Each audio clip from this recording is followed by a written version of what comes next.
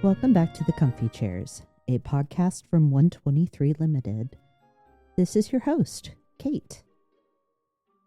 It should come as no surprise to listeners of this podcast that anyone who is a self-proclaimed values geek is a welcome guest in The Comfy Chairs. So I'm excited to have Dr. Benjamin Ritter join me today for a conversation about the role values can play in increasing job satisfaction and reducing fear. I've talked about fear before and how the human brain is wired to look for threats so we can keep ourselves safe. Our fear and stress responses are a form of protection. But what if they are also a distraction? Something that prevents us from focusing on the people we want to be and become. Values serve many purposes for leaders. Today we're going to explore how knowing and weaving your values into your work can help you manage the feelings of fear or doubt that come along with leadership responsibilities. We'll also examine how values can turn your attention and energy to growing yourself and your team. Welcome to The Comfy Chairs, Ben. I'd like to give you an opportunity to introduce yourself before we begin our conversation. Thank you so much for having me. I'm feeling comfy. I'm sadly not in a chair, though. I am actually standing because it's that time of day. It's so much better for you. Yeah, except when you stand up and your back goes like crick and you're like, oh no, I need to sit down again. Yeah. Are you at that age where you hurt yourself sleeping? I hurt myself breathing. You know? Okay, so I'm not a clinician, even though I have the doctor in front of my name. I'm actually a doctor of organizational leadership, and my whole life is about helping people become fearless in their careers. I think we are way too reactive, and eventually we end up in a place where we feel stuck, unfulfilled, or just a little unsure on how to navigate our careers to lead to more fulfillment or success. And so I wrote a book called Becoming Fearless and work with clients one-on-one as well as large enterprise companies and helping organizations become places that people can fall in love with. But more importantly, I work with individuals to help them be able to create a career that they can truly be proud of. You have said a couple of things that absolutely spark for me. The loving companies, the work that you're proud of. I think if you are not directly in a leadership role yourself, a formal leadership role, if you're there to support, if you can accomplish those things with and for people, there's really not any better work to be done.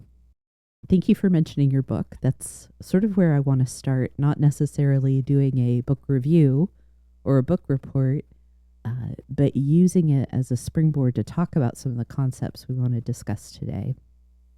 One of the things I really appreciated, because this is my own practice, admittedly, is that in those opening pages, you started by defining some really important terms. So it was clear what you were talking about and how they would be used throughout. That was feelings, thoughts, beliefs, and fear. I would love to have you walk us through your definition for each of these as a starting place, because they are very relevant to the conversation about values that we'll be having. I remember I was working with a client one day and we started talking about feelings, thoughts, and beliefs, and we came up with the phrase to feel your feelings, think your thoughts, but don't believe your beliefs. And it became a t-shirt. And so we all just got to walk around with these t-shirts on. People like very confused by the don't believe your beliefs piece. But hopefully with these definitions and a little conversation, we can get maybe some of our learners sending me messages for some t-shirts. What are you supposed to do with your beliefs if not believe them? Oh, well, too often we live in fear because we believe our beliefs without any sort of questioning. Okay. And if we are not happy with where we are or not getting the results that we want, that's generally because we have beliefs that aren't in alignment with the goals that we have set for ourselves. Yeah. And so to find success, we generally have to question the programming that we have. And too often we don't. You know, that's where fear comes into play. Yeah. So and those beliefs are what they are because we've had a feeling in our past, which is an instinctive emotional reaction to your circumstances or specific situation. influenced by what you think and believe about that emotion. So we have a feeling, our heart starts beating faster, or we have shortness of breath, or we feel our temperature raise, or we start sweating. And so we have a thought around that feeling. So thoughts are ideas and or opinions in your mind developed to understand or assess something, influenced by what you feel and believe about those things. So again, we're not in a vacuum. It's kind of, we think of it as a cycle, but it's kind of, you're just bouncing all over the place. Yeah. And then our beliefs are what you accept as truth. So it's a thought that you have over and over and over again about a feeling that you eventually decide that is going to become a truth within your mind. So, for example, you're in a meeting, you're a little nervous, you have an idea, you may be a little excited at the same time too. You think you should share it because you're valued and you're new in an organization. You share it. The leader goes, that's silly, and moves on. Yeah. So now you have a thought that you were dismissed. Generally, that is so impactful that you don't need to have more than one experience with that specific situation. You just start believing that you're dismissed. No one wants to hear your opinions. And so you become afraid of sharing your opinions. And now you have a new action that's controlling you in the work environment. And so generally we get caught in this kind of negative spiral where we have beliefs that aren't serving us. We feel fear that accompanies those negative beliefs, and we are held back from taking action towards our own goals because of the inner world that we've created based on a couple experiences. You've managed to really beautifully weave in the definitions for feelings, thoughts, and beliefs there. Can you define fear a little explicitly for us, please? It kind of depends on how we want to interpret it. For me, Yes. I would love fear to be just information. Done. So in the book, fear is a feeling defined by your thoughts, supported by a belief that something is dangerous or a threat. So generally we connect fear with bad, but fear, if we want to work towards becoming fearless, needs to just be whatever information that we are perceiving from our external environment. Yeah. If we can, go ahead. No, please go ahead. If we can do that, then there is no fear, because it is good sometimes to be like, oh, I shouldn't go into the cage in the zoo. Like, I should not go feed the tiger. It's a bad idea. Yes. I shouldn't. Now, oh no, there's a baby in the tiger cage.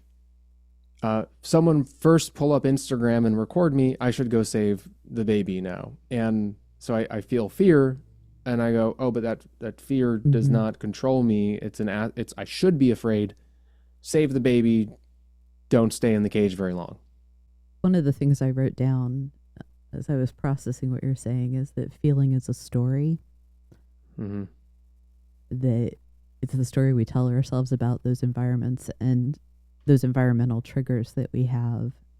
And I really I hear that we continue to tell stories based on that feeling, that the feeling triggers thought, which is putting words to the story as opposed to a reaction.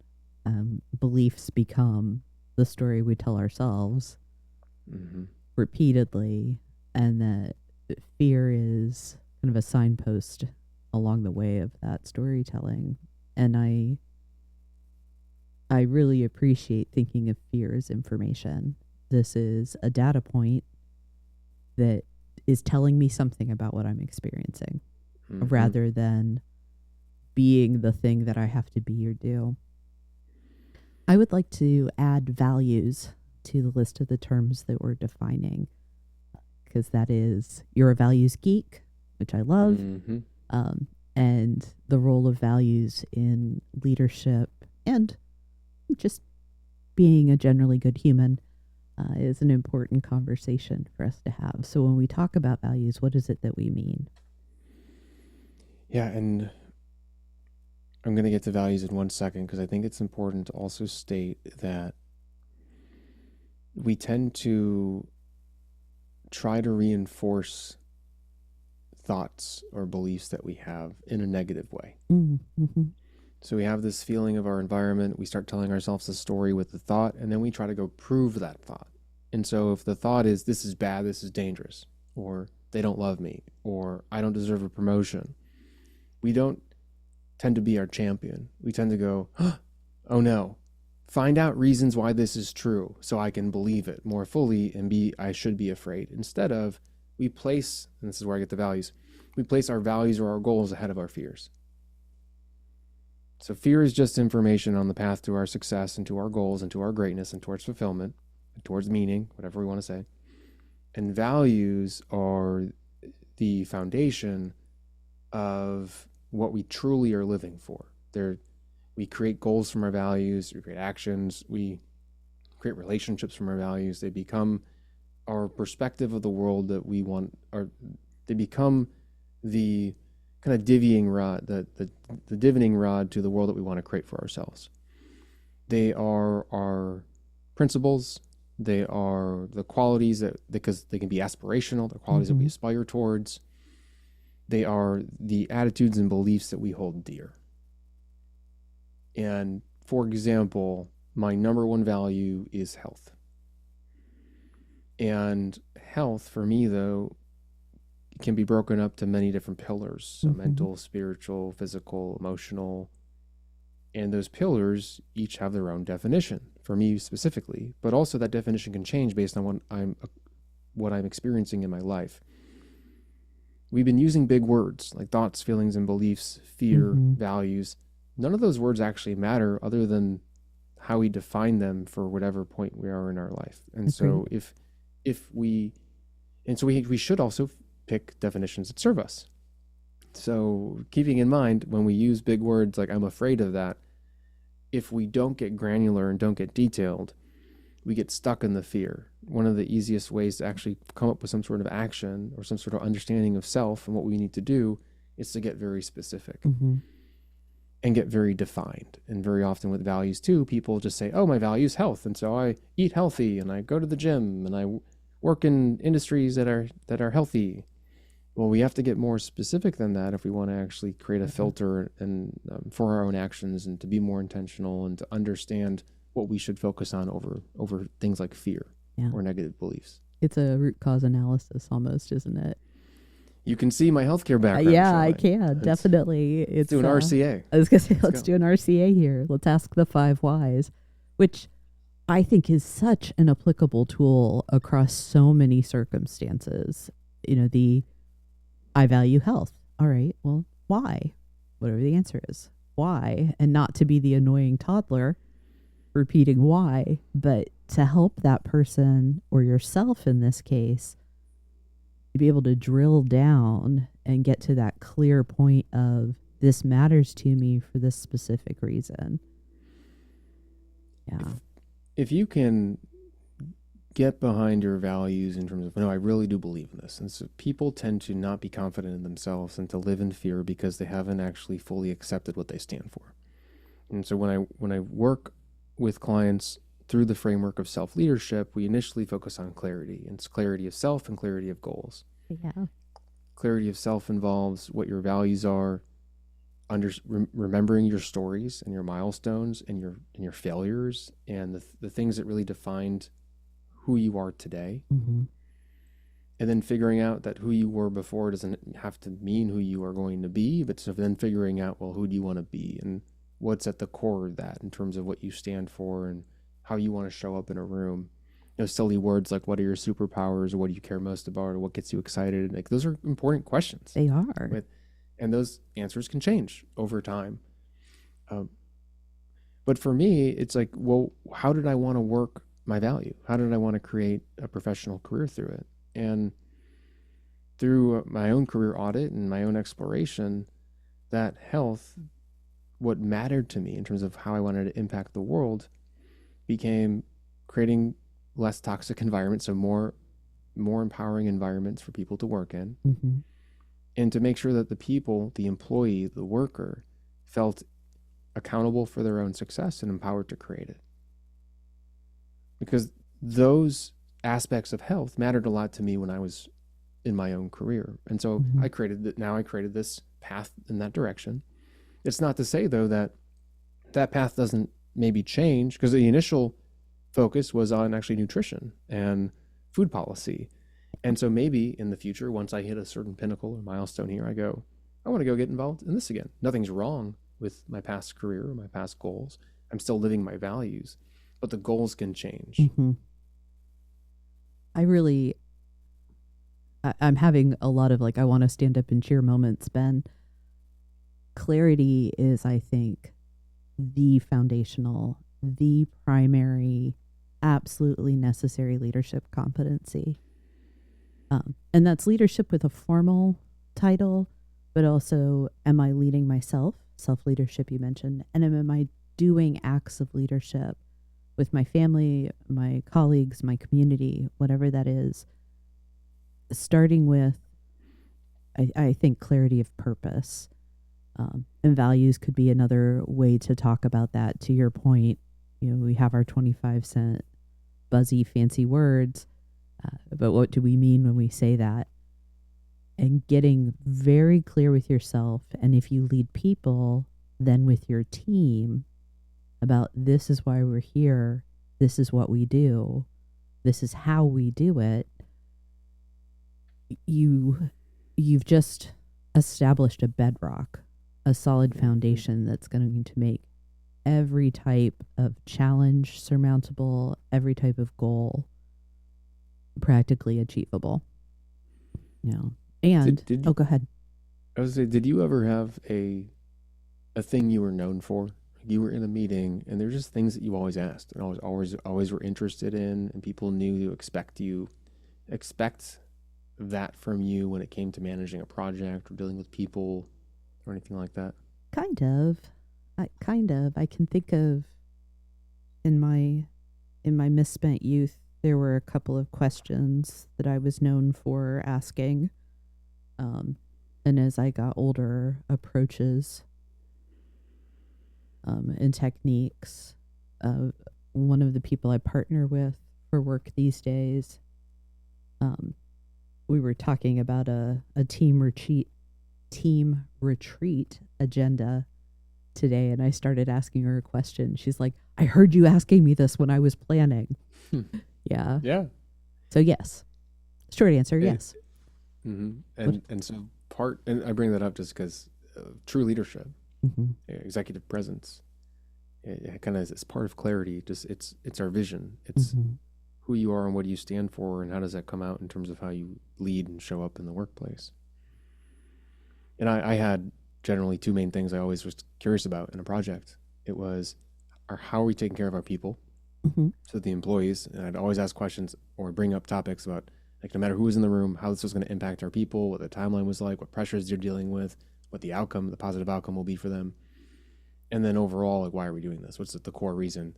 Kind of like an ROI analysis on tasks and projects. And it just was part of my brand. It's part of who I was. It attached to my values. And when people can expect that from you, and there is something you do, even if you're not aware of it, listener, when you know what that is and you're intentional about it, you can have a little bit more control over your brand within the workplace, and hopefully it comes from your values. Hopefully it's part of who you truly are. So you said even if we're not aware of it, something that I've been thinking about a lot the last 2 years that I would love to be able to codify and provide is a template, a framework, a thing to help younger leaders or early career leaders, age isn't necessarily a defining factor here, who maybe haven't had the opportunity yet, but recognize the importance of it, to help them define their own values. There are a lot of systems out there. I way back in the day took a Franklin Covey planner course that had you go through a values exercise, but putting it in that leadership context, it for me seems like a good thing to offer. But all of this rambling to get to, if, say, I was a newer leader or somebody who has recognized, I don't want my values to be happenstance. I want to have purpose and intent with those. Is there a process or steps that you would recommend someone follow? Yeah, and if you're doing this on your own, be okay with not being completely happy with the result Thank you. initially, and just come back to it a week later and a month later and Mm-hmm. 3 months later and do it again. There's a lot of assessments online where you just pick words or circle them or pick cards. And those are Mm-hmm. okay. Like they're not bad. There's the Hogan assessment. You can do the MVPI, which is like a values assessment. But I actually prefer to take a more personal route, Mm-hmm. and with a little caveat to say, as you live your life, things will become more clear and more important to you, Thank you. or less Yes. important to you. So Yeah. if you're early on in your career, expect to be more leaning into the value of curiosity and more so just in terms of your approach and than anything else. So I recommend clients explore, define, and then align. So Okay. first, the exploration portion actually involves reviewing your 5 most happy and least happy memories that you have. Hmm. Early on in your career, you can do personal, and if you don't have as many professional, but generally I want these to be in some way, shape, or form related to your professional life. And then maybe throw in 1 or 2 personal, but majorly professional. And really get detailed about what happened, what the different components were in those memories and experiences. And then once you've written all that down, go back, read what you wrote, add details if you now remember more, and then look for themes. Mm-hmm. So, how do you then summarize those memories into a phrase or a keyword on what was most important about those happy memories? And what was the opposite? What was the thing you were trying, what you like to avoid from those sad memories, from those Mm-hmm. difficult times? And then you're going to be left with just a jumbled mess of phrases and keywords Yes. that you can then look at and take stuff out if you want, add more if you want, but generally then ask yourself the question, who do I want to be and who am I? So you can ask yourself 2 different questions, and then you have now a great starting point to build a couple more phrases or different keywords. It's a Mm-hmm. great opportunity for uh, maybe aspirational value, something that you really kind of wish you were more of. And I think we can aspire to be anything we'd like to be. It just becomes maybe a little bit harder when we initially start working on it. But then you have your list, and then you start prioritizing. So you maybe cut it down to your top 20, and then you start asking yourself, well, if I can have this value but nothing else, would that be okay? Mm-hmm. And you find the one value that you would want above all else that you think is the most important, and that becomes number 1. And you do that for generally, I recommend about three Yes. values. You took the Anything words right out of more, my mouth. it gets a little overwhelming and confusing. And also, as you saw with my health value, it's actually there's multiple components to it. Yes. And if you have one value in your life that you are able to live fully, like you probably pretty great, probably pretty Mm-hmm. on point. My second value I actually recently changed. So it was interesting. It used to be trust, Okay. and like it was like trust, openness, honesty, and it recently became magic. Interesting. Yeah, and so that moved up the list because that can happen.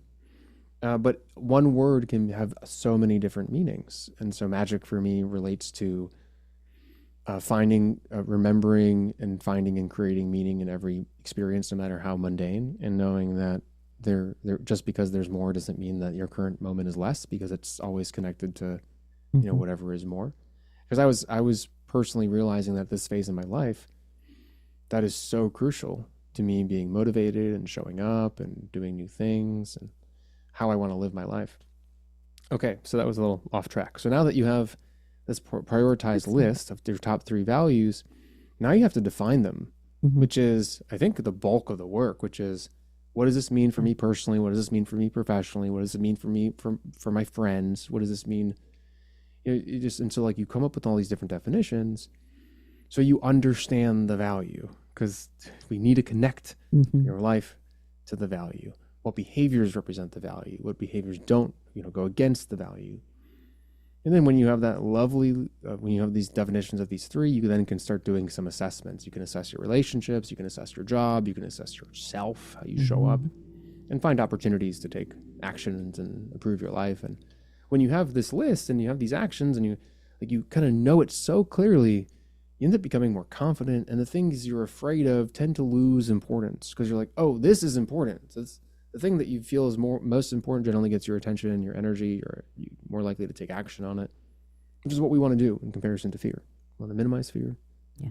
Raise the importance of your values. Well, we talk about beliefs, and there's the thing I continue to think about, the thing I have created as a truth about myself or my world. So you're defining it. Then we also have kind of those more aspirational beliefs.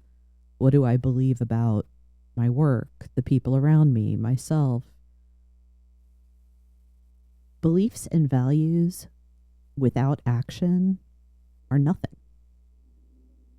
If we are not acting on them in some way, and I'm talking more aspirationally, ideally, but even beliefs that we are reacting to fear, if I'm not acting on those, it's not a thing. It doesn't have space in the real world. It's the action bringing it to life that matters. And at least for my part, what I want is to help people define the beliefs, the values, the things that matter to them, that they want to take action to make things better for themselves and others. By my lights, I think that is a corollary or a parallel to wanting to help people become fearless. Mm-hmm. I want to, if I may, I want to add a couple of practical options to that values exercise. I'm just thinking about how folks process information, how they approach things, the fear of the blank page that some people can encounter. And one place to start that maybe isn't so qualitative or linguistic based is doing a calendar audit. How are you spending your time? Just like we say, where you spend your money shows you what matters to you. Where you spend your time shows what's important. Mm-hmm. And that lets you understand, I'm putting time into these things. And to your point of positive and negative, you can use that experiential kind of audit, if you will, to evaluate where do I have energy, what excites me and engages me, and where do I have dread or find that I'm drained from doing it. If I'm spending all of my time driving around from meeting to meeting, and I'm exhausted, I don't feel connected, what have you, well, that tells me something about what's important to me. So that can be another way to get to that place where you have a slate of things to consider. I also really appreciated the fact that you went back to the let's define, if you identify that health, that magic is important to you, what do you mean by that? And it can be a meaning that you just have for yourself. I'm going to take that back, actually. I do think you need to be able to speak it out into the world and talk about it in ways that other people can understand, so that you're bringing some form to it. One of the easiest ways to get rid of fear is to take it out of your head. Mm-hmm. And the greatest example is, I don't know if you ever experienced this. You're angry about something. I can't believe Jody did that thing. And you're sitting in it all day and you're fuming. And you have the chance to tell your partner or friend later that night, I gotta talk to them. And you're sitting there and you're like, I can't believe Jody signed her email best wishes. And you're like, wait a second, hold on. Like, it sounded a lot more passive aggressive in my head.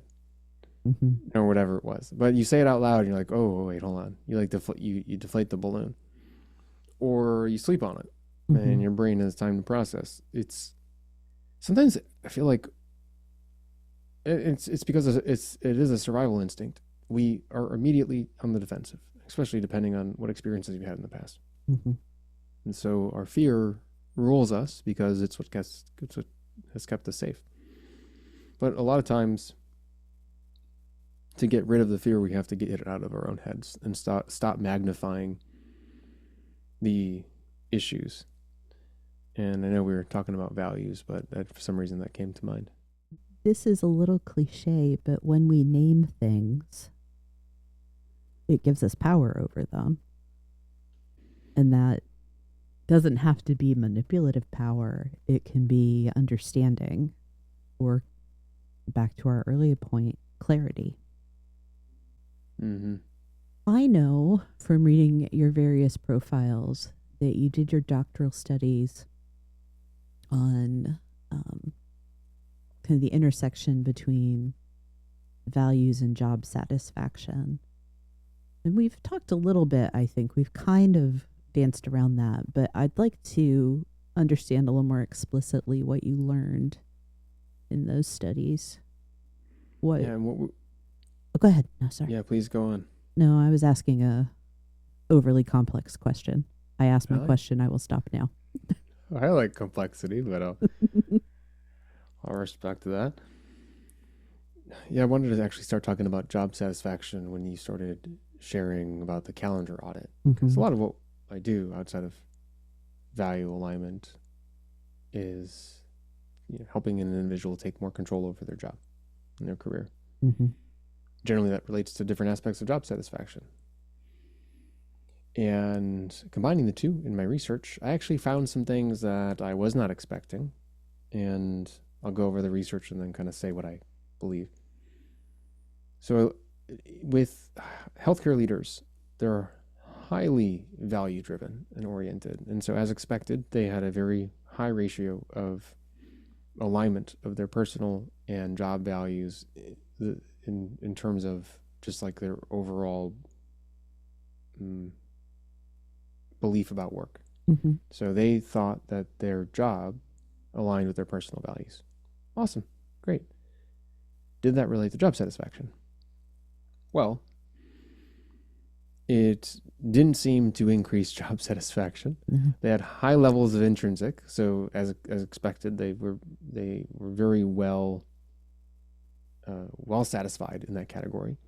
But it seemed that the alignment of values and job, like person job values alignment, led to a greater need for extrinsic job satisfaction. Oh. So they actually put more value then on, and extrinsic is also recognition. So recognition and compensation. Yeah, this is interesting. This follows. Please continue. Yeah. So there were some very interesting findings around value differences between male and female leaders, because that's how we identified the information, which I think needs some further study. But for values themselves, I was like, oh, all aspects of job satisfaction are important, and you can't get by with only focusing on one. Maybe you can find employees that care less. Maybe they're going to be more, I'm going to make a generalization, maybe they'll be more in the nonprofit realm. Mm. But I know a lot of healthcare leaders that are trying to maximize their extrinsic benefits and compensation in comparison, as well as their intrinsic motivators, which they do get to maximize because of the industry that they're in, if they prioritize it.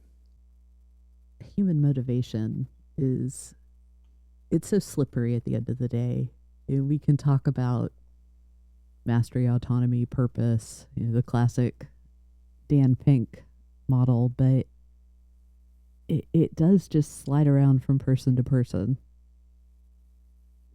And it can be so unexpected what shows up as what motivates, what satisfies, what inspires. It's kind of amazing that we're able to have any commonality sometimes. And that's where I think I focus very heavily on personal autonomy Mm-hmm. and empowerment and accountability when it comes to job satisfaction. Yeah. I gave a workshop many times, maybe about once a week when I first launched this business, called "Craft the Job You Love from a Job You Have," and I don't do that anymore. But it was all about taking your current job and making it your Mm-hmm. own, making it really matter to you. And we all have the ability to do that in different ways. But job satisfaction, no matter what your motivators are, you when you can figure them out and then craft your job to be best fit. So you can focus Mm-hmm. on the actual work, on the social relationships, and the meaning behind your work. Those generally are the three main categories. I like to expand that to what do you want to learn? So future Mm-hmm. work and challenges, and just to make sure that that's included. Because if you don't have that, a very large percentage of the population will get bored and will feel Mm-hmm. stuck and won't feel like they're going anywhere. Not everybody, but some. And that then you can then, it doesn't take into account like compensation and stuff. But in general, like if you can job craft in those main categories and you're properly compensated, you can make almost any home a great home. Uh, Yeah. Mm-hmm. Disclaimer: without toxic leadership. So, Well, because when the house is burning, you're not worried about you're not worried about making sure everything's in order. You're looking or to the get out. cushions facing the way Yeah. I want them to. Job crafting is another really interesting topic. It is a tool for employees and it's a tool for leaders as well. And being able to sort of straddle the helping people understand how they're empowered to do some of that for themselves, whether it's through mindsets or when practicable through tweaks and modifications in their jobs, is a great way to just get folks engaged in how they are working. I think leaders need to be more skilled in understanding how they can make use of crafting jobs, both with their people and creating the freedom of that for their folks and what that can mean. And if you say you value things like respect, integrity, excellence, whether that's a company value or a personal value, you're saying that you value people having the opportunities to demonstrate those, and job crafting is a really good playground for that. Yeah, I'm happy that you called out it's not as straightforward as it sounds, Mm-hmm. because most of the people that I work with generally can't see the solutions because of fear, Mm-hmm. because of beliefs that they have. And generally we're so in the work that we don't realize that there are so many different ways to do the work. Yeah. And that's where a coach can come into play, or a manager that can sit down with the employee and say, let's talk about these areas. Mm-hmm. What would make your work easier? There's certain resources that I can provide. You working remote? How's your home office? You working in office? How's your in office? Or even, hey, you seem to be really steady right now. Do you need more challenge? Mm-hmm. How can we add more exciting challenge to this to help you, really sink your teeth in?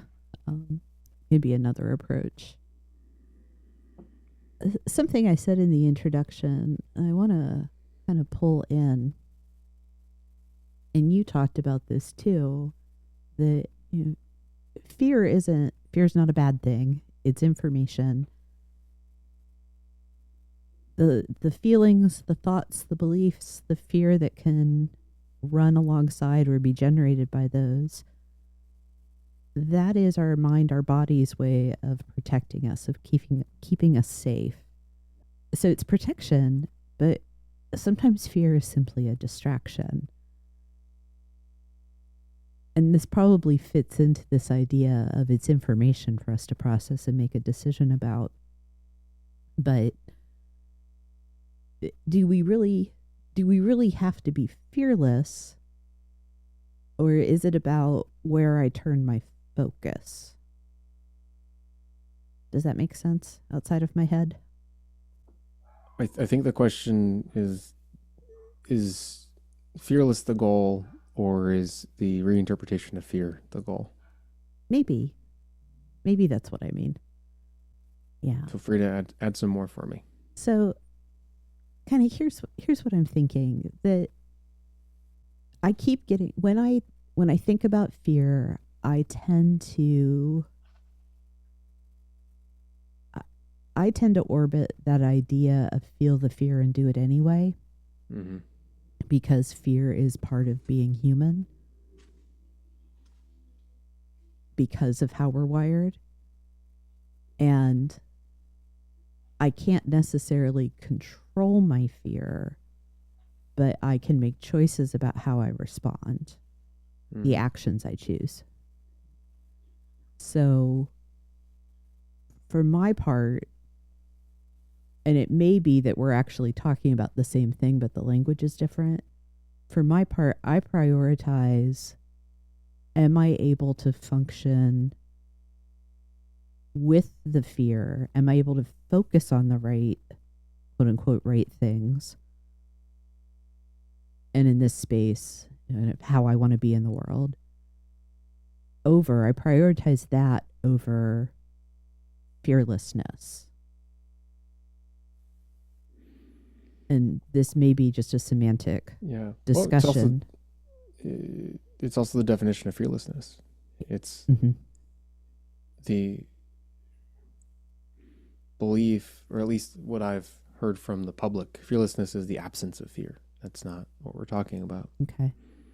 We are, at least the idea of becoming fearless is by hopefully redefining that fear is not something that you have to overcome. Okay. But it's something that you can pay attention to and then interpret in a way that serves you. And if we could totally change the word of fear to something else, I would love to. If we could, what is that? The belief that you get that something is scary or something is not good for you? I don't know. Can we just change the word? Yeah. And then yes, we want to pick a new action, but it's less in my mind and how I would love fear to be interpreted. It's less about overcoming it, and it's more about realizing that it doesn't matter. It's actually a logical discussion with yourself to say, oh, okay, I feel this thing right now. I'm thinking about it. Well, I have this belief around it. It feels like I shouldn't do this. I shouldn't jump out of the plane. Jumping out of the plane is scary. Well, why am I here on this plane right now? Why do I want to jump out of it? And oh, it's because it's an experience I want to have. It's an adventure. It feeds my soul. I'm doing this with my partner, and it's creating a great bond with us. And it's on my bucket list. It's really important to me. Whatever it is, it's an accomplishment. Oh, yeah, that makes sense. Okay, jump. And so fear is a data point that we don't have to ignore or push away. It's more so to say, oh yeah, okay, good point. But not all the information that I actually think is important right now. Let's look at the other information that we have and then make a decision that serves us.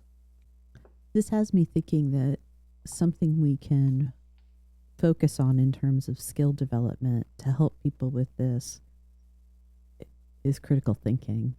Being able to go through that process. We joked about doing a root cause analysis in RCA, but thinking about the eventualities and the possibilities and being able to discern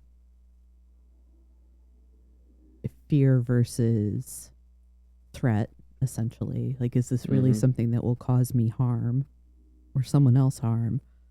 Or is it a feeling generated by a thought based on external stimuli?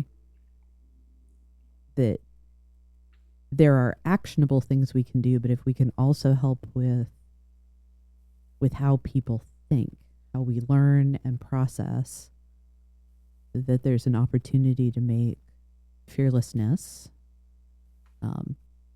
more readily available to us when we need it. Mm-hmm. And so generally you come up with some sort of decision making tree. He's mentioned like critical thinking process to say, okay, so I know that my instincts aren't exactly where I want them to be right now. So I need to give myself a process to be able to work through situations that I'm afraid of. And so generally a coach can be really helpful there, but for listeners, it's what areas that you're afraid of. Probably got a bunch. Pick the one that is the least scary right now, not the most, the least, because a win is a win. Start small. Start small. And then even we break that even down further and we figure out what's the smallest action you can take to start building some confidence around this area. And so generally a lot of my solutions, especially in coaching, that deal with, conflict or a fear of judgment or loss, like even like a negotiation is a fair example. I am helping a client negotiate right now. It's turning the situation into not a me against them, but an us. So how do you negotiate? You make it about an us.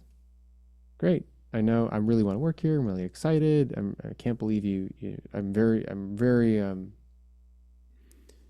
I can't wait to start this position. And what range do you think we can get to? Like, let's work together here. I want to make this easy for you. Great. Like, what's the process for going back and getting approval? Like, what do you need from me? And you're not pushing, you're not convincing, you're not influencing, you're partnering. And a lot of things in life, especially with our manager, like, great, I'm really interested in this promotion next year, not next week, next year. How do I make this easier for you?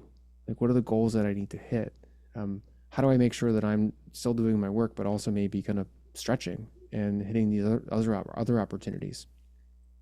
And so you're partnering instead of thinking that you're kind of doing something wrong.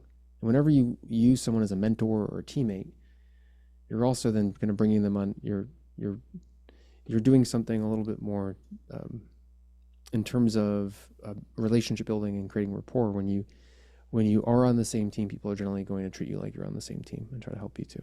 Yeah. So you talked about job crafting earlier. We talked about job crafting. But this is also this function of team crafting too. That obviously you have the team that you're assigned to, but I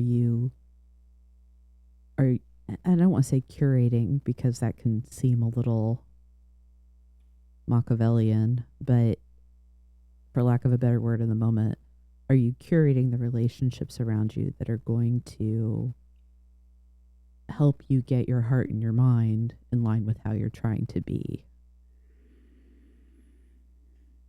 So, does that make sense? We leave way too many things up to chance.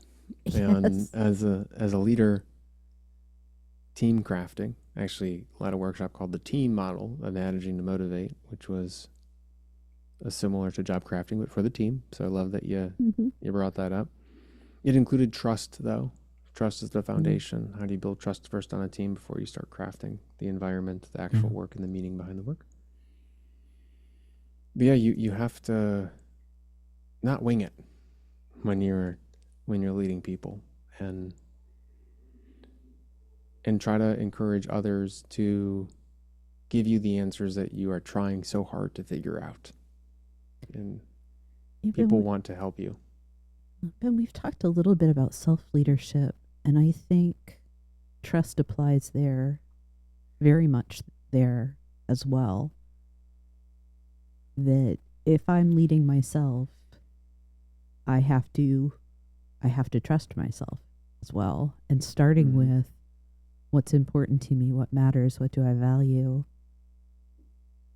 knowing, frankly, just building self-awareness, knowing what I'm good at, knowing what I'm not good at, and being clear about who I am and what I think and believe in the world. That lets you trust yourself so that you can lead yourself. The foundation of confidence is actually knowing what you stand for. Get the question a lot. How do you feel comfortable when you're networking? I'm so worried about what people think about me. I go, what do you think about yourself? And that is the key to self-leadership and to confidence and to being able to show up intentionally. And for people that don't know who they are and they're early in their career and they're lost, well, you know what clarity is? Clarity also is accepting that you don't know. Yes. I spent 4 or 5 years of my life just getting curious about things, not having any attachment to the outcome or where I was going to hang out. And that worked until I realized that I had enough information to figure out what I wanted to do. And then I started feeling stuck again because I wasn't doing the things that I actually cared about. I do want to acknowledge that having the ability, whatever that looks like, to take 4 or 5 years to not care is a form of privilege, but there are ways to do that at many scales too. Yeah, I don't want to get off on a horrible tangent there, but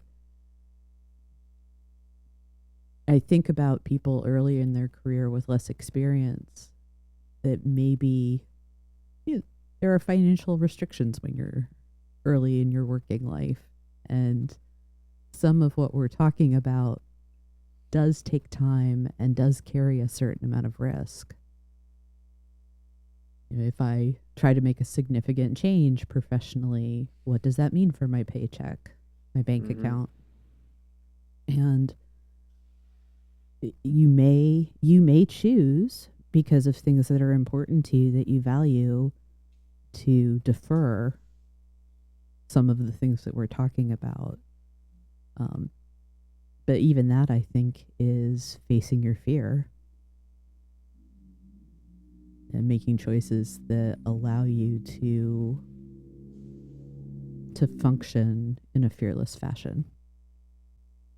A lot of people are worried about making a decision because it means that they can't make other decisions. Yes. And it is real and it is true. Everything you decide to dedicate your time to means that you're not dedicating your time to something else.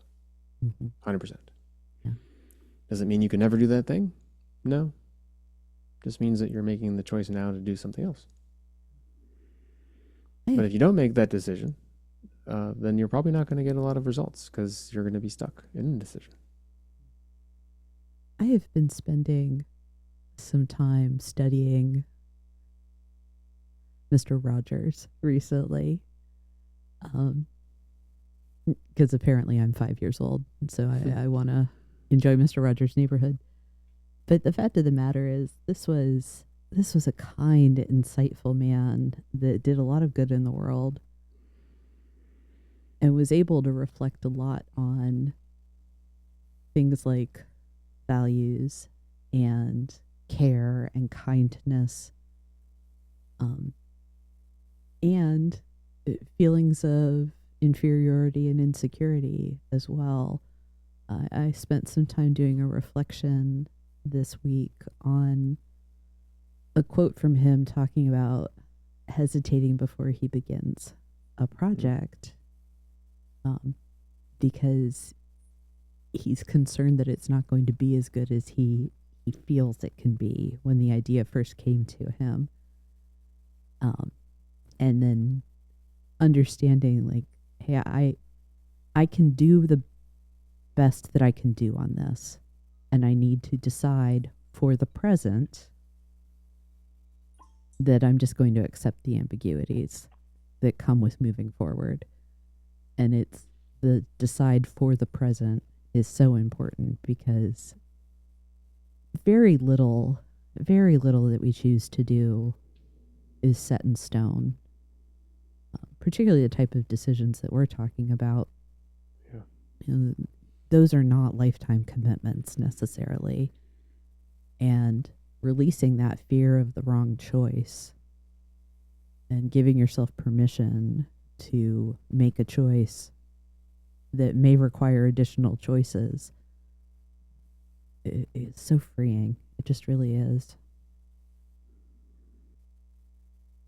Reflect back on all the first times I've done things, and I'm really good at doing things for the first time now, because I've learned that there's nothing to be afraid of.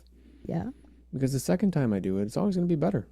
And so is the third time, and the fourth time, and the fifth time. but you got to do it the first time. Mm-hmm. You got to get the crud out of the way. Yeah. So that's going to lead to new opportunities and growth. Yeah. Well, and hey, guess what? Even if the second or third time are not as good, you're still learning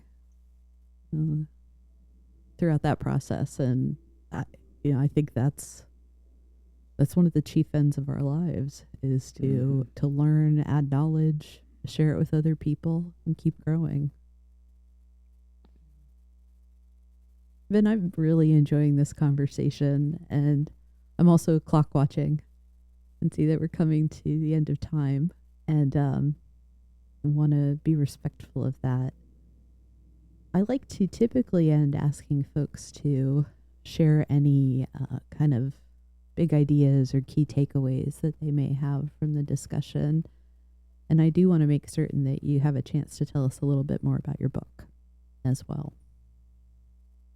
I think if I was just to summarize a little bit, so you are the most important leader in your life, and what that means is you hold dear some values, some principles that are important to how you want to show up and how you want to act.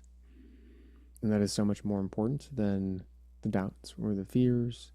Because eventually when you start acting towards what you want to, who you want to be and what you want to create, you start molding the environment, actually. Maybe there is some disruption in the beginning. Maybe you lose some friends. Maybe you leave a job. But whatever it is, eventually you end up creating this lovely little ecosystem that aligns to your values and how you want to live your life. And hey, if more people create their own little bubbles and ecosystems, and we got a lot of people living and working fearlessly, and it's ultimately just going to create better organizations, better jobs, and a better world. Start small. I'm going to boldly add on, when you talk about creating a better world, if we reduce our fear in any way, shape, or form, it gives us more space for kindness for ourselves and for others. And yeah, that is about making a better place. Thank you so much, Ben. Really appreciated your insights and having the chance to learn with and from you. Thank you for having me on for this lovely, comfy chat. Oh, your book, before I forget. Yeah. So I'm going to provide a link to it in the show notes. Is there this is the thing I want you to know about my book, and why you believe it was a book that needed to be in the world? Yeah, well, everything comes down to fear. I mean, when I say everything, meaning the blockages, people not doing the things that truly matter to them, comes down to them believing that there's something in the way or some reason why they shouldn't. And when I look back on all my clients and these concepts of self-leadership, it all came down to someone not believing themselves enough, or not being clear in what they want to do, and really just being controlled by fear. And that's really sad, to see someone know what they want to create in their life and to feel like they can't do it because of an emotion, because of a belief, not because of anything outside of themselves. And yes, there are extenuating circumstances, or people just have different options available to them, but there is something we generally can do that's different, that's greater than our fear. So I wrote the book to hopefully give people 65 different strategies to, at least one of them is going to resonate with you, where you're dealing with fear in your life, where you can take some action. The book is not just a bunch of words and data. It's just, hey, this is what you're dealing with. Does that sound right? Awesome. Want to change it? Here's something you can do. Yeah, because that's how I learn. And when I was growing in my own professional and personal life, and still am every day, I would find the thing I wanted to work through, and I would take a little action. And then I would reflect on that action. What happened? How did I feel? What was the result? What do I want to do next time? Then I would take another action. And little by little, I started building this sense of confidence and understanding and fearlessness that I hope the book creates through its strategies and through its format. Wonderful. Thank you.